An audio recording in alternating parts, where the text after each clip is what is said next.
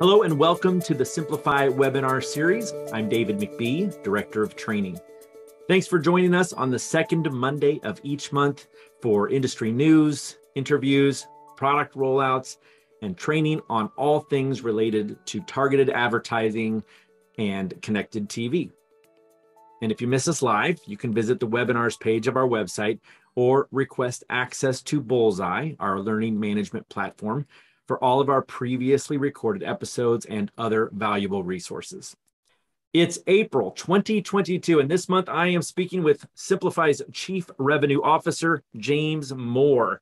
James has volunteered to talk to us today about performance marketing, specifically how attribution is the key to measuring return on ad spend, ROAS, and how Simplify is an industry leader for advertisers who are using attribution as part of their performance marketing campaigns. James, thank you for joining us today.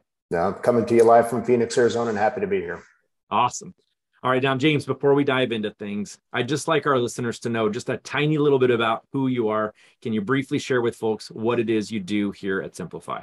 Sure. I'm the Chief Revenue Officer here at Simplify, so my title in a quarter will get you a phone call at most pay phones. But that basically means I lead the sales organization. And when I started in this company 11 years ago, we had 3 salespeople, East, West, and Central. Today, we've got a rather large sales organization, and we support a very diverse set of customers to include brands, agencies, and of course, media groups who represent our products as part of their stack in the marketplace. And so I lead the sales organization, and I'm actively involved in sales calls and obviously trying to learn myself as well as communicate what I know. Thank you, James. All right, now let's talk performance marketing. Now, so that we're all on the same page, I'm going to start by defining the term. Performance marketing is, as it sounds, it's marketing based on performance, specifically some kind of action that can be measured. And it's normally associated with online sales, but it could also be applied to other desired results like web visits or lead generation or even foot traffic. And it's definitely not a new term. And it's often tied with social media and other paid search. But James, what would you say about performance marketing and the role it plays in the world of programmatic, or what I like to call targeted advertising? Yeah, I mean, in my experience over the last 11 years and actually predating here at Simplify is that almost all forms of advertising is somebody basically selling a product, a service, or a point of view. And I think most people would expect that they want the consumer to exhibit some sort of behavior after being exposed to that message, whether it's calling their business or visiting their website or making a purchase or completing a lead form or just generally walking outside and telling your neighbor and say, did you see that? Because they're trying to increase the brand. And so people expect marketing to perform. Programmatic advertising, by definition, I think really has been a catalyst in converting what has been largely a branding exercise and bringing all media closer towards performance marketing or the belief that you can measure to a specific outcome. Most notably because the whole idea of programmatic is that you're buying one ad impression at a time. And then based on the performance of that ad impression, you're determining whether you want to buy a second impression for that consumer or for that publisher, based on whether you got the return or expected outcome from that particular impression, and then modifying your purchase behavior for all future impressions. So by definition, programmatic is performance-based advertising, even when it's being applied to branding-based campaigns, because we're given a very finite budget and a specific audience to target and a sea of people, and we're trying to pick and choose the advertising impressions that are going to result in the kind of outcome that an advertiser wants. By definition, that means every impression needs to perform better than it would if we were to just buy an impression as a run of network. Performance marketing is often tied with, like I said earlier, ROAS, or return on ad spend. So what would you consider the process for determining if a digital ad campaign is truly performing and providing that positive return on ad spend, James?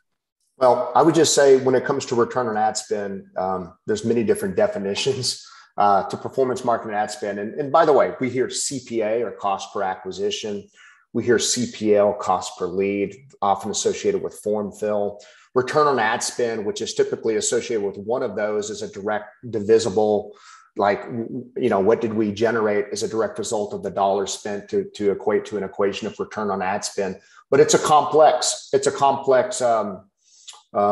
issue that it can be misunderstood at the point of sale.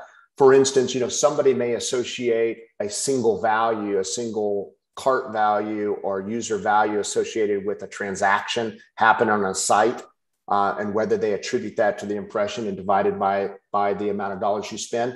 Others may be looking at the actual credit card swipe or transaction value of that cart. So it becomes quite a variable number where the value of an individualized response to an advertising varies sharply from consumer to consumer. Somebody bought $5,000 worth of a product versus somebody bought $5 worth of a product, and then capturing that and dividing that back into basically the ad spend. And then there's, of course, this complex landscape of how do we know that even though you served an impression of somebody, that it genuinely was the reason or one of the reasons why they actually took that action.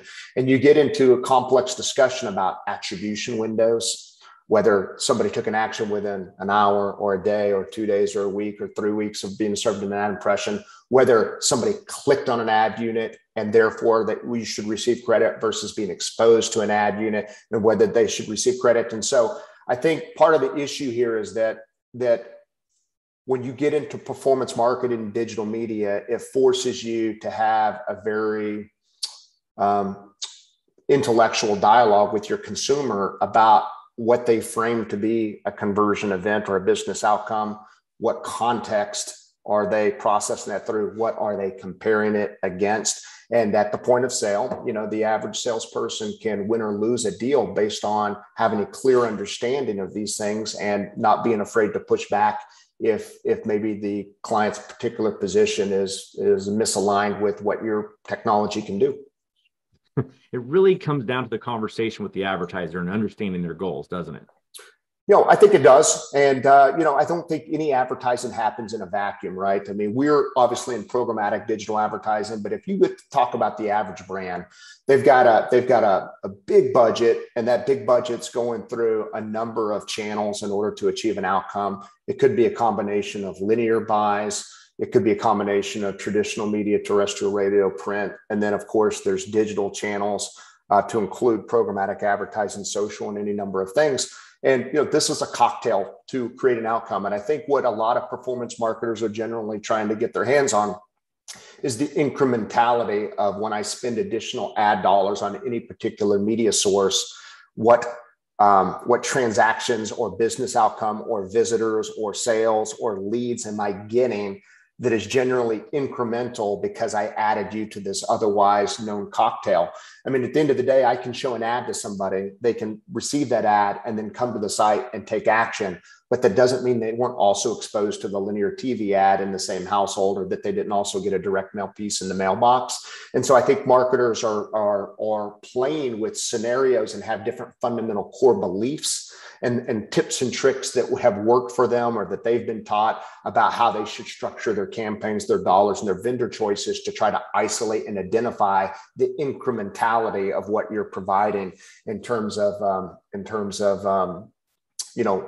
impact. In fact, I would say one of the core reasons the way we built our foot traffic attribution the way we did is we had this ability, of course, to build geofences and to target individualized households. And then we're measuring the natural rate of visitation from those households to the locations we're measuring. And then we're measuring the rate at which those are exposed to ads. We're measuring whether it's the first time somebody's been at that location in the last 30 days or whether it's a repeat visit. So we're trying to provide dynamic metrics by which you can understand the incrementality or lift associated with the ad impressions when in fact those users may be exposed to a broad range of things that you might be doing with your marketing budget.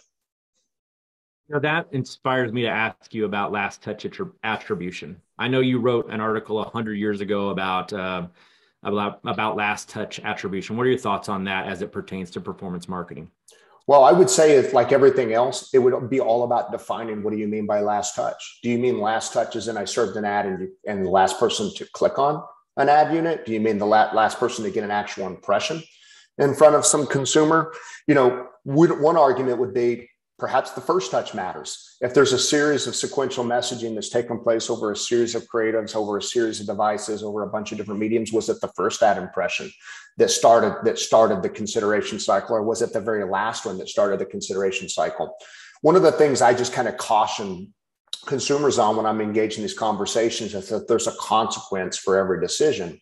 And whenever the consequence, for instance, is last touch, you're basically communicating to all vendors who are utilizing your advertising dollars to do whatever is necessary to try to manipulate, the frequency, the timing, and the position in those ad units in order to look the best in an otherwise flawed system, when logically we all know that it's not just a single impression that triggers a response. A good consideration for this would be site retargeting.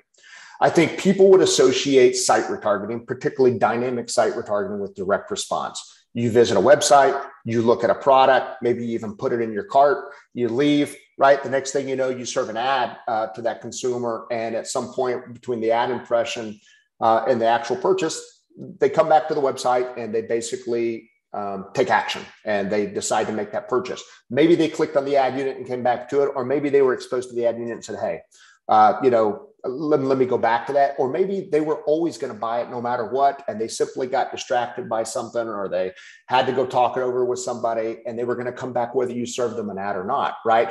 But at some point, right, as you get further down that consideration funnel, it's kind of like the rooster taking credit for the sun coming up. I mean, you're getting way down there where you start to blend advertising with organic intent. And so I would just say, last touch is a methodology. I still think it's important, if that's what you're going to do, that we understand that up front, that you understand the implications of how we're going to set up the campaign associated with that expectation.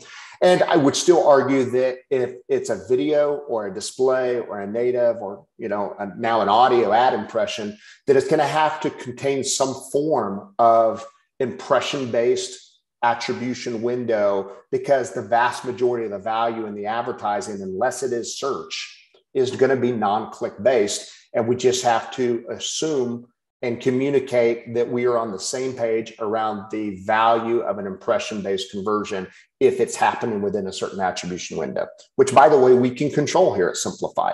We can set an attribution window at 30 days, and I can say anybody exposed to an ad who then takes an action such as making a purchase on the website is a conversion. But if you could say to me, well, James, we really think it's a 3-day conversion window or a 5-day conversion window. Well, I can serve an ad, show you the total number of people who've been exposed to an ad who make a purchase on a website or fill out a lead form. And then I can show you a weighted conversion within that 3-day window or that 5-day window to tell you what that weighted conversion is, so that you can see that against the total. Like, here's the total value of what's been produced from people who have been exposed to the ad. And then here's the value within the window that you're considering or that you're assigning credit to, so that we can have that kind of weighted discussion. Here's what you wanted to see. Here's how it's calculated. Here's the totality of what it's touching. And is there a value difference between the two? I love that. That's like a brilliant solution that Simplify offers. So what other solutions or features of Simplify's technology would you like to talk about that are relevant to advertisers interested in performance marketing and measuring ROAS? Well, I mean, I would just say, the thing about performance marketing and ROAS in general is that, we control the ad impressions that are being bought based on the data that's being communicated to us, with the creative that's being loaded and the measurement that you intend by which to judge the success of the campaign. These are all, frankly, just individualized components of the campaign. Other things that really a sales rep needs to consider, for example, is what is the process that you're actually dropping a consumer into, and what is the impact that plays on the conversion rate. I'll give you a perfect example. I've been in more than one conversation, for instance, in the automotive field, and I know a lot of our clients have as well, where they're talking, for instance, to auto dealer groups, where they're going to say, for instance, the goal here is to serve advertising and to measure to somebody filling out a legitimate lead form to be contacted by a salesperson, from my car dealership. And so we're going to judge you based on a pixel firing that they completed this lead form. And I would say, okay, that's great. That's a good direct response goal.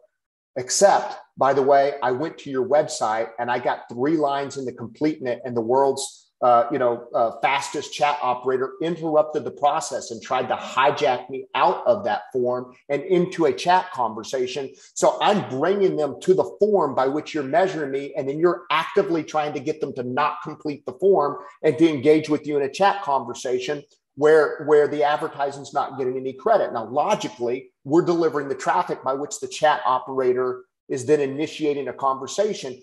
That has to be accounted for in this conversation, or you are misrepresenting and mismeasuring and misunderstanding the impact that this advertising is having. And I would just say that's just one example. I mean, if somebody had a simple, three-step process by which you can make a purchase or complete a lead form, and then alternatively, they had a 5-page process where they're asking for tons of PII information, and it takes a long time to go through that process. There's no amount of creative, there's no amount of targeting, and there's no amount of measurement that's going to rescue a bad intake process. And so, a direct response marketer typically is going to understand that. They typically will have optimized that, but it's shocking how many people really haven't actually optimized that, and how oftentimes you just have to confront that issue. I would also say creative is a strong consideration here. One creative may perform better than another creative. One message may perform better than another message. One offer may perform better than a different offer. And so the ability to A/B test different messaging and creatives, I think, is something that probably is underappreciated and underutilized in the concept of programmatic advertising, because we can deliver the right ad to the right consumer, but in large part that creative is sending the message, right? And so that creative really needs to be looked at to say, is it driving the behavior that you want? And how can that particular message be adjusted to drive a different outcome? So these are just some of the things that are top of mind. Yeah, that reminds me of a quote I heard from one of our intelligent developers, or someone who is running campaigns many years ago. They told me creative is the number one element that can make an ad campaign sink or swim. And usually we don't have much control over the creative. So I'm glad you brought that up. You've kind of already touched on this a little bit, but what are some of the other mistakes that you see people make when they're running performance marketing campaigns?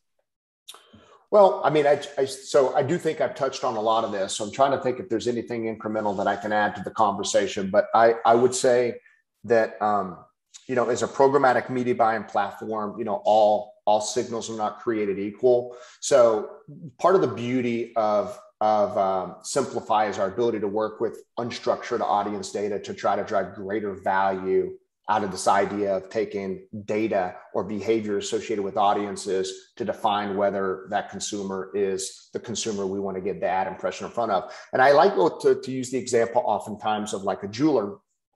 You could go buy a pre-built jeweler segment. It would be easy to just go grab one or more segments of people who are in the market to buy jewelry.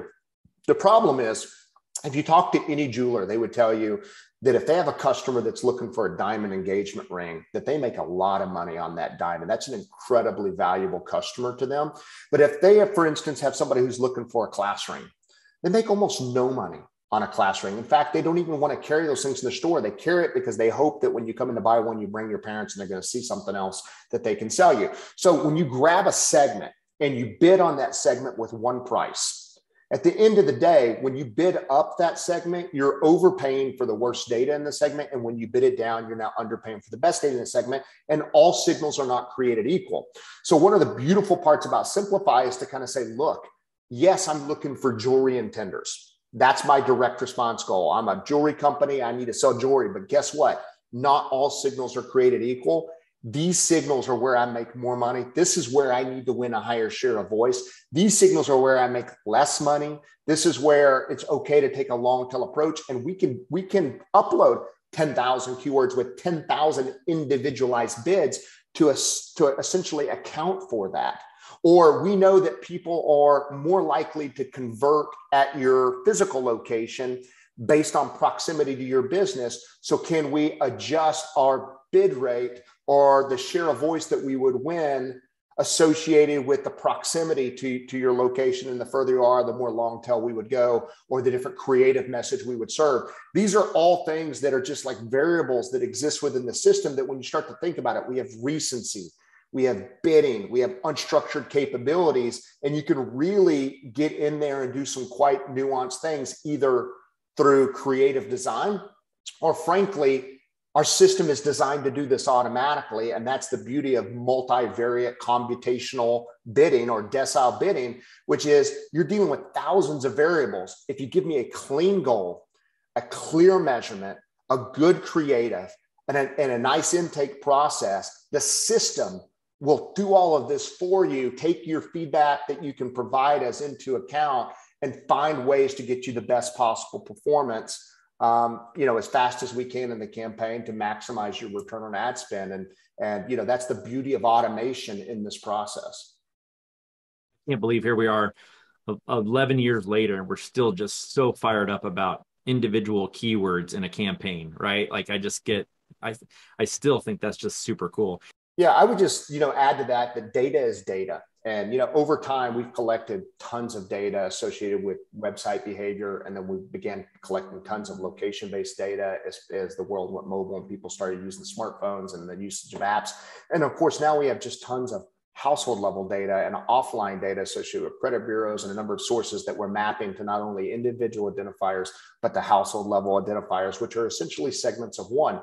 And so there's this broad range of data, and, data is just data. And, I always use the example, if I searched on the keyword kitty litter, I would naturally get put into a segment that says I'm a pet owner or a cat owner. But in fact, I grew up in Texas, and my dad said if I had an oil stain in the driveway, you used kitty litter to soak up the oil stain, and maybe I don't own a pet at all. And the problem with any kind of segment mentality, right, is that it's institutionalized stereotyping, and sometimes it's right and sometimes it's wrong, right? And so the whole premise of programmatic advertising is buying one ad impression at a time, but we still have this legacy approach of buying audiences in bulk. If we can take the process of buying ad impressions one at a time and then buying data one at a time and combine the granularity of the inventory buying with the granularity of the insight around the data that's being used in the segment, then by definition, we should be able to create better performance faster on fewer impressions with less waste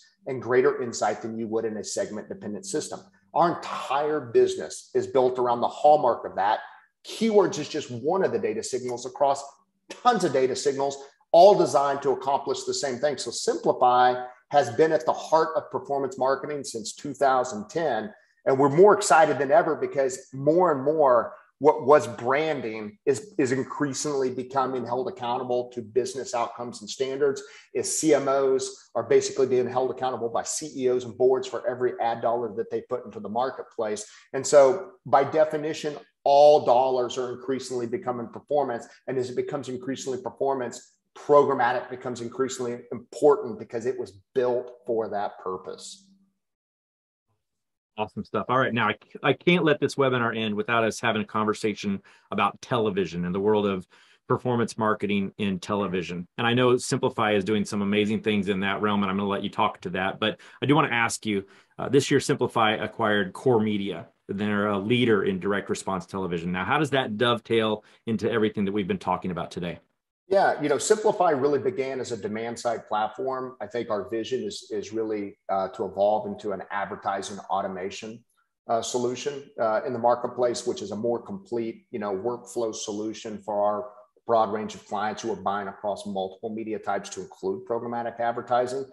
And to that end, we've made some investments. Core Media happened to be one of them. Core Media is the nation's leading direct response linear buying software in the marketplace. The people who are using that software are buying billions of dollars in linear advertising, specifically for direct response advertisers, where they are serving television spots, national TV, national cable spots, and then measuring real impact on consumers' websites, on purchases, on phone calls within a few minutes of the ad air and within an hour of the ad air and so forth and so on. And so their clients are already naturally aligned toward the concept of performance-based media. Traditional linear advertising has always been a concept where you're curating inventory as a proxy to try to reach a certain audience. Well, performance advertising in a world of data is about curating audiences and having that dictate the content that you then serve across, and then determining whether you want to buy another spot or another piece of advertisement based on whether it performs. So, audience-based buying and inventory-based buying kind of converge and merge in that software. And we all know what's going to happen with linear advertising over the next 10 years, 15 years. It's not going anywhere in the near term. It's got amazing branding power. It still has amazing reach, but increasingly select demographics continue to sever the cord, continue to become unreachable. So obviously anybody who's leaning on the scale and mass of linear to drive direct response outcomes is going to have to begin commingling those buys with digital or connected TV buys. They're going to want to plan on those things together. They're going to want to execute on those things together. They're going to want to measure on those things together. And by acquiring the Core Media software, it puts us kind of in a front row seat to begin having dialogues with advertisers who are buying both digital and traditional media, such as linear, to develop the kind of solutions that they want to see for planning and attribution in order to produce a better outcome with easier workflow than they might otherwise do it by buying them separately. Very exciting time. I'm so excited to see where we go with CTV. Well, James, thank you very much. This was great information, as you always provide for us. I really appreciate you sharing your wisdom with us today. Thank you. Yeah, thank you, David. And thank you, listeners, for joining us today. We appreciate you, joining us and wanting to learn about Simplify and how we can help you and your advertisers leverage performance marketing tactics for a positive return on your ad spend. We'll let you get back to your day. If you have questions about Simplify's offerings, please reach out to your Simplify account manager or send an email to hi@Simplify. If you have questions about training, please send them to training@Simplify. And a copy of this webinar recording, along with a complete transcript, will be available in Bullseye as well as on Simplify's website at simply.fi/webinars. Please join us on the second Monday of each month for the Simplify webinar series. I'm David McBee, Director of Training. James, say goodbye to everybody. Goodbye, everybody. You guys be awesome, and we'll see you next time.